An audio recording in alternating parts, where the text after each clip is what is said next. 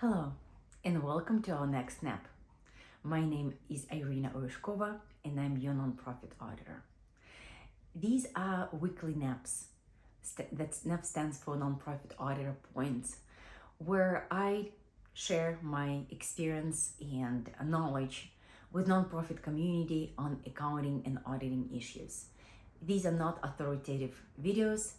This is just me sharing my experience that hopefully some nonprofit organizations will find useful.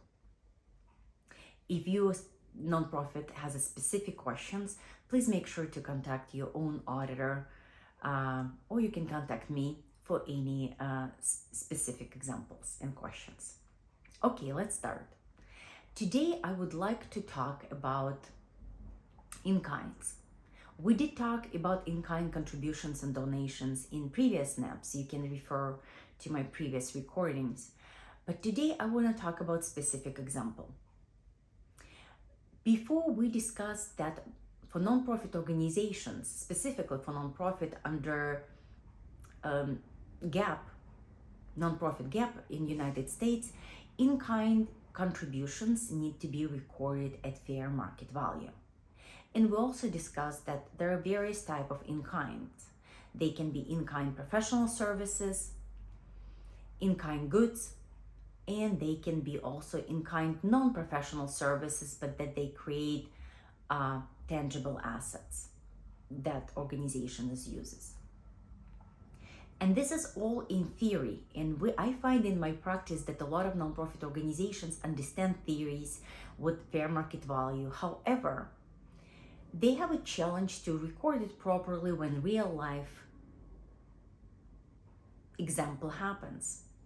Therefore, today I want to discuss specific example pertaining to one of our clients that actually quite representative that nonprofit face very often. Let's talk about it. Nonprofit contacted me with a question, how we should record in-kind contribution if we, meaning nonprofit, had an event. During that event, one of the largest donors gave a lot of beers, and participants of nonprofit of the event were paying $5 per ticket, and in exchange for that ticket, participant can get a beer. Nonprofit was not sure how to record contribution given by major donor, proceeds from ticket sales that they received from each participant, and what to do with the remaining beer. Let's take a look at each transaction individually. When major donor gave a beer to nonprofit special event, that transaction by itself need to be recorded as in kind. Before the event, that will be supplies. Nonprofit will receive beer, asset, supplies that will be used during the event, and that supplies needs to be estimated at fair market value. We will talk about fair market value a little bit later, a few minutes later, but it's important to assess it at fair market value. A nonprofit needs to record debit supplies or some current asset and credit in-kind revenue for the value of donated beer. That one transaction. Now, when the event took place and participants were paying $5 per ticket in order to receive a beer, that $5, because it's exchange transaction, that's actually earned revenue. Therefore, all revenue collected from the sales of tickets will be earned revenue. It's not a contribution. It was purely exchange transaction between participants and nonprofit. They were buying a beer, even though the purchase took through the sales of ticket. If you would ask, what if the cost of beer was more than $5? Well, the participants paid $5. And that the best criteria you can use for assessing a fair market value for that beer. Therefore, this is the assessment of fair market value, and its exchange transaction, it was sold for $5. Therefore, this is cost of the beer. If at the end of the event, any beer left, an organization still has it, then the remaining amount of beer assessed at fair market value will still need to be recorded as an asset, other asset. But the remainder of the asset, beer, that was sold will need to be moved to cost of goods sold or an expense. Cost of goods sold and expense. Therefore, assuming all inventory, all beer was sold, then there are going to be no inventory left, no other asset. Everything will be cost of goods sold as an expense and earn revenue from the sales of beer. Then it will be earned revenue for the sales of tickets, and it will be cost of goods sold for the amount of cost of ticket of inventory. Now let's discuss the fair market value. We talked with our nonprofits about fair market value, and on surface seems like clients do understand what fair market value means. But when it does come to assessment of fair market value, very often people use very high level estimate that is not supported by anything. So fair market value, it is estimated amount. However, estimate means it needs to be your best guesstimate that is supported. For example, if we assess in fair market value of beer, how we can do it?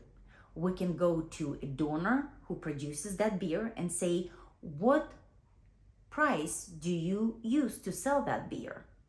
And the donor will say, we sell that beer at $60 a barrel, therefore this is your fair market value.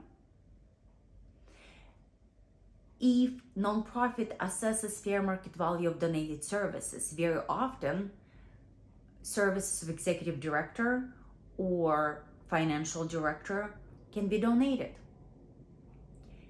When we assess in fair market value, when nonprofit does, they should use fair market value estimate.